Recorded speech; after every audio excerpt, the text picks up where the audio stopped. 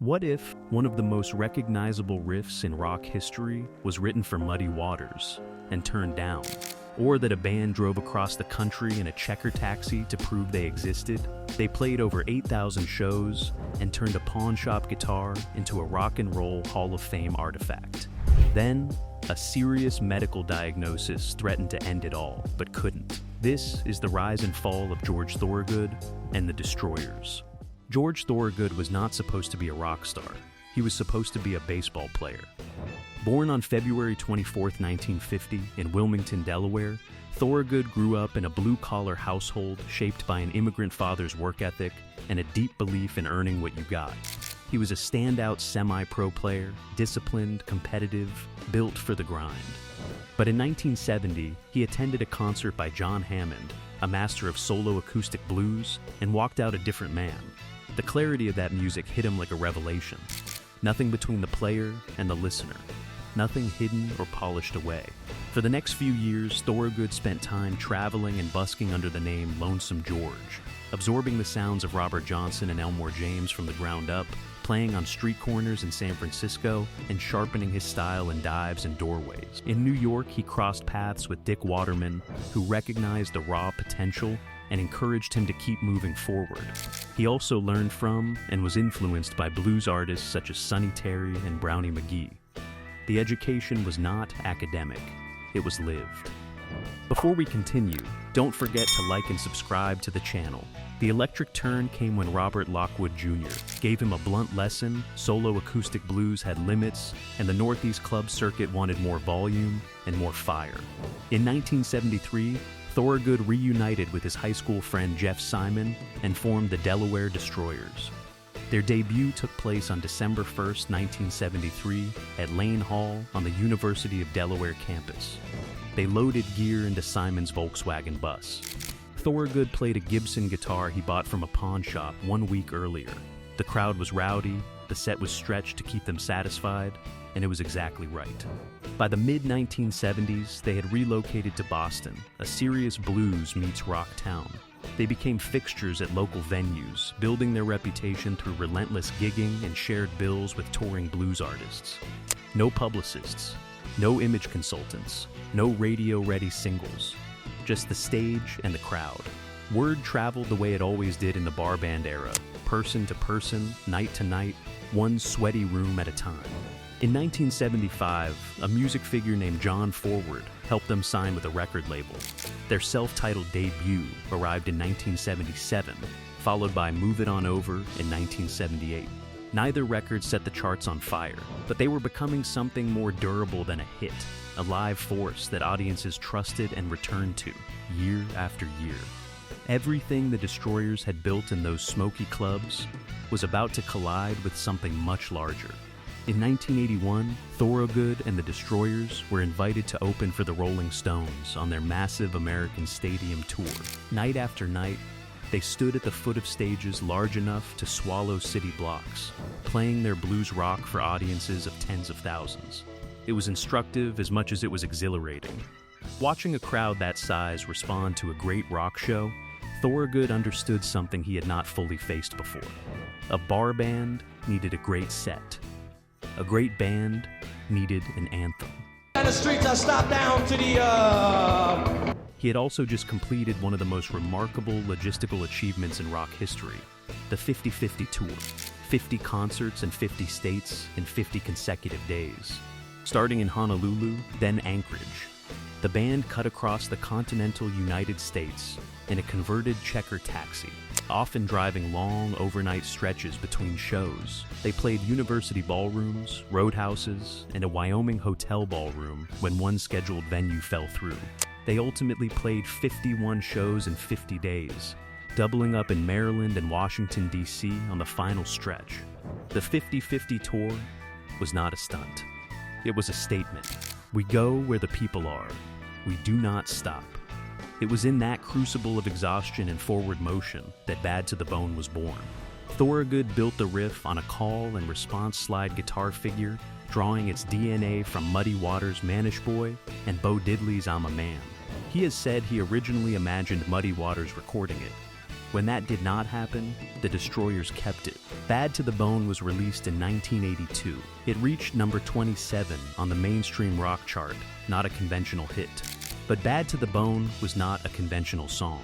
The music video, featuring a pool match between Thorogood and Bo Diddley himself, with legendary billiards champion Willie Mosconi looking on, became a fixture on MTV. Then, the film placements began. John Carpenter's Christine in 1983 was the first major one. What followed was a decades-long parade of licensing deals that embedded the riff into the DNA of American pop culture.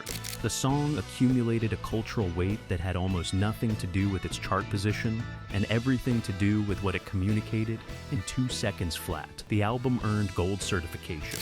They had crossed over entirely on their own terms, with a blues riff and a swagger that was unmistakably American.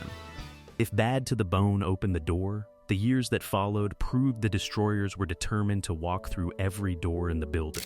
By the mid-1980s, they had become one of the hardest-working live acts in rock and roll, not by reputation alone, but by the raw mathematics of nights played and miles driven. The touring schedule was not strategy, it was philosophy. Thorogood often described himself and his bandmates as blue-collar musicians, men who had to kick hard every single night or risk losing everything they had built. There was no coasting, there was only the show. The single greatest moment of their peak arrived on July 13th, 1985. Live Aid. The massive benefit concert was broadcast to a worldwide audience and became one of the defining TV events of the decade. The Destroyers were not originally on the bill. They were called in as a last-minute replacement for Tears for Fears. Thorogood took the stage at Philadelphia's JFK Stadium in front of a huge crowd and played as though every set he had ever performed in a half-empty bar had been preparation for this exact moment. He did not play it safe. He brought out Bo Diddley and Albert Collins, two of his blues heroes, and turned the biggest concert stage in the world into a roadhouse. The crowd erupted.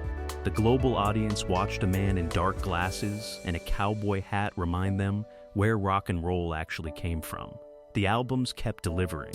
Maverick in 1985 extended their presence, and the live album in 1986 captured the band at peak energy, exactly what they were in person, translated to record.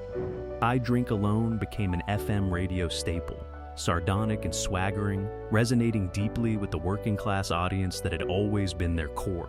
And Bad to the Bone kept spreading. The riff had become less a song than a cultural reflex, a signal that something formidable had arrived. Licensing deals multiplied. The song appeared in commercials, television dramas, and sports broadcasts, accumulating a cultural weight that had almost nothing to do with chart position.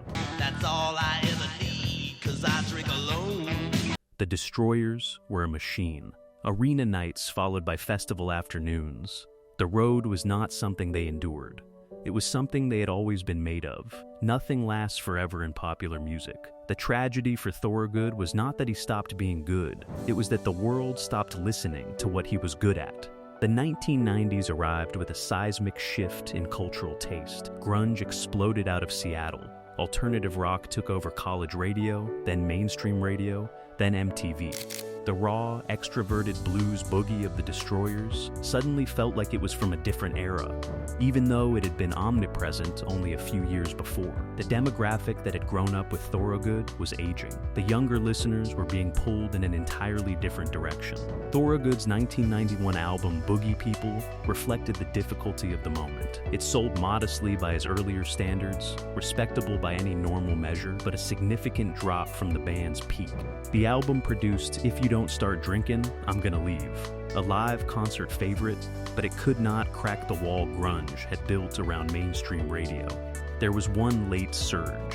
In 1993, Get a Haircut peaked at number 2 on the Billboard Album Rock Tracks chart.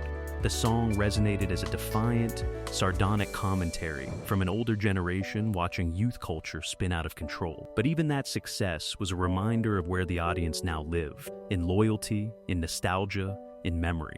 New fans were not arriving in large numbers. The pipeline was narrowing. By 1997, Rockin' My Life Away had failed to reach the Billboard 200. In 1998, the label dropped them. After nearly 2 decades of major label support, the band entered a period of label migration that becomes familiar to many veteran rock acts navigating the same cultural tides. What never faded was the live show. While the album stopped charting, the venues kept filling. Not always arenas. Casinos, state fairs, outdoor summer festivals, the nostalgic circuit that had become home for dozens of classic rock acts. Thorogood adapted without apology. He was not going to reinvent himself into something he was not. He was going to keep delivering exactly what his audience came for, in whatever room they gathered. The road kept going. It was the one thing that had never changed. Most musicians counted their shows in hundreds. George Thorogood counted his in thousands. By the mid-2020s, the Destroyers had logged more than 8,000 live performances, a number that stretched credibility until you considered they had been averaging 60 to 80 shows a year for more than 5 decades. The 8,000 shows figure was not a marketing claim. It was the accumulated arithmetic of a band that simply refused to stop. The road carried its own mythology. One oft-told story says that in 1978, Thorogood and Jimmy Thackeray of the Nighthawks stepped out of opposing clubs on M Street in Georgetown, Washington, D.C., met in the middle of the street, and traded guitar licks while traffic stopped cold. That moment, spontaneous, competitive, utterly unscripted, captured exactly what the Destroyers represented. Not a production, not a brand, a living thing that happened in real time, on a street corner, in front of whoever happened to be watching. The human cost of that commitment was real. To maintain the physical demands of performing nearly 90 minutes of high-energy blues rock into his 70s, Thorogood adopted a disciplined approach to life on the road. He isolated himself between shows to protect his voice. He avoided the excesses that had consumed so many of his contemporaries. The discipline that had made him a semi-pro baseball player simply transferred to a different game with the same relentless stakes. The venues had changed over the decades. The arenas of the 1980s gave way to casino showrooms and outdoor festival stages. But something about those intimate, mid-sized rooms suited the Destroyers in a way massive stadium stages never quite had. Thorogood described his audience, by now grandmothers and grandfathers who brought their grandchildren, with genuine warmth and affection. They came because something in the music still held. The slide guitar still bit. The groove still pulled. And for 2 hours, the room felt the way a bar in Boston felt on a Friday night in 1976 when the Destroyers walked on stage and the whole place leaned forward. The band that had once opened for the Rolling Stones had become the band people returned to for something they could not find anywhere else. That was not a consolation. That was a legacy. The later years of George Thorogood's story moved beyond the mythology of the road and into something quieter and more profoundly human. In 2019, Thorogood lost his wife, Marla Raderman, after a long battle with ovarian cancer. They had been married for 34 years. The woman who had stood beside him through the entirety of his professional journey, the stadium nights, the label struggles, the endless miles, was gone. Thorogood responded by establishing the Marla Thorogood Memorial Fund for Ovarian Cancer Research, channeling grief into purpose the way he had always channeled raw feeling into music. It was the act of a man who had spent 50 years turning pain into something others could hold on to. Then, in April 2023, as the band was in the middle of their 50th anniversary Bad All Over the World tour, Thorogood was diagnosed with a serious medical condition requiring immediate surgery. 18 dates in the United States and Canada were canceled. For fans who had watched him perform with ferocious energy for 5 decades, the news landed like a punch to the chest. But George Thorogood was not finished. The surgery was successful.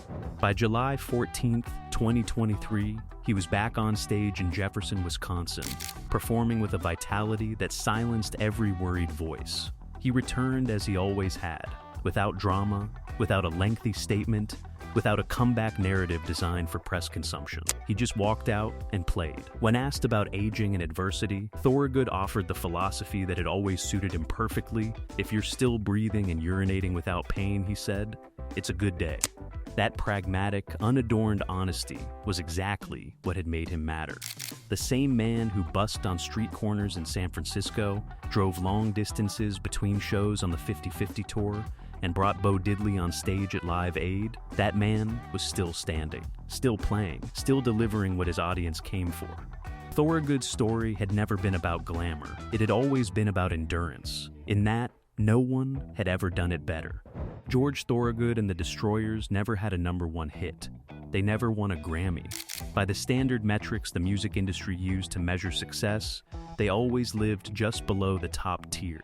And yet, their signature riff was embedded in the consciousness of anyone who grew up in the latter half of the 20th century. Bad to the Bone appeared widely in film, television, and advertising. The Gibson guitar that Thorogood played on the song became part of his story and is closely associated with the Rock and Roll Hall of Fame. The University of Delaware, site of that first chaotic show in 1973, played on a pawnshop guitar loaded into a Volkswagen bus, awarded him a Medal of Distinction, and renamed a campus walkway Thorogood Alley in his honor. 15 million records sold, 8 gold and platinum albums, over 8,000 live performances. The numbers were impressive, but they did not tell the full story. And Thorogood had never been particularly interested in numbers telling the story. What he had done was preserve something that mattered. In an era when rock music grew increasingly corporate and increasingly removed from the tradition that had created it, Thorogood kept the music of Bo Diddley, Muddy Waters, and Elmore James alive in rooms where people could feel it in their chests. He was a custodian of a tradition that had no other custodian quite like him. Not polished enough for the mainstream, too loud for the purists, and exactly right for the working-class audience that had always trusted him completely. For the men who discovered him in those Boston clubs, or heard Bad to the Bone explode from a car radio in 1982, or watched him bring the house down at Live Aid, Thorogood represented something increasingly rare. A musician who did not change what he was to accommodate the shifting tastes of an industry that had no loyalty to anyone. He stayed. He played. He kept at it, decade after decade, until endurance itself became the statement. The Delaware Destroyer had walked into this world through the door of a John Hammond concert in 1970, a young man who did not yet know what he was going to be. What he became was simpler than fame and more durable than a chart position. He became the sound of a generation that believed rock and roll was built on sweat and a searing slide guitar, and that no amount of time or trend could ever make that untrue. George Thorogood proved that endurance is its own kind of greatness. He never chased the spotlight when it moved. He never apologized for what he was. He just kept showing up, night after night, city after city, decade after decade, delivering the same fierce, honest music to anyone who showed up to hear it. The world moved on. The riff stayed. What's your George Thorogood memory? Drop it in the comments, and don't forget to like and subscribe for more stories from the music that built a generation.